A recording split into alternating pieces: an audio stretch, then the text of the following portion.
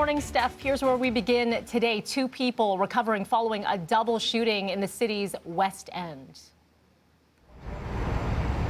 So this happened just after 10 last night. Police responding to a call about a shooting at a building in the Dulmer and Haymarket Road area. This is near Jane and Wilson. They located 2 men at the scene, both suffering gunshot wounds. At one point, one of the victims' injuries worsened at the scene, but we can tell you both men are now in hospital in non-life-threatening condition, and police are now appealing for witnesses. Where the shell casings were located just up the street from us is a very dark area, and it can be quite practical to think that someone maybe didn't see exactly what the suspect looks like. If anyone has information, could they please contact either 31 Division or Central Shooting Investigative Team? There are reports the suspects fled in a car, but again, anyone who may have information, police do want to hear from you. A Toronto officer has been cleared in connection to the 2016 arrest and release of serial killer Bruce McArthur. Sergeant Paul Gauthier pleaded not guilty after being charged with insubordination and neglect of duty for how he handled a complaint by a man who alleged McArthur tried to strangle him. Gauthier questioned McArthur about the incident, but he was eventually released. McArthur was arrested again in 2018. An internal probe began a short time later. McArthur was convicted of 8 counts of first-degree murder in the deaths of men with ties to Toronto's gay village.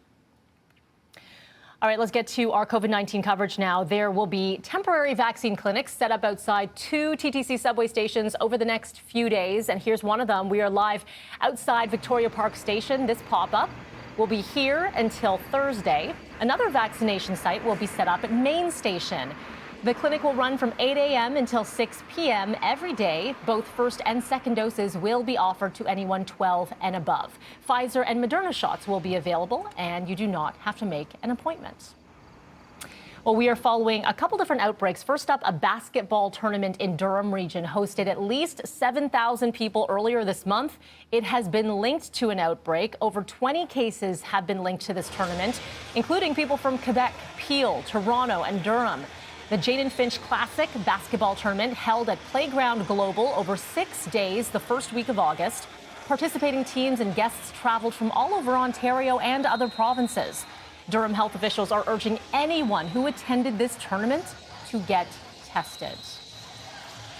Well, things are beginning to heat up on the election trail as parties fire accusations over posts to social media. City News reporter Shelley Lee with everything you need to know about Day 9 on the campaign trail.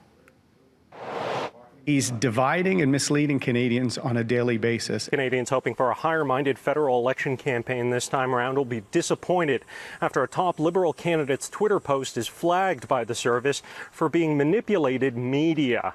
The post contains a video which shows Aaron O'Toole during the Conservative leadership campaign and purports to show him expressing his support for a public-private hybrid healthcare system. Let me be perfectly clear.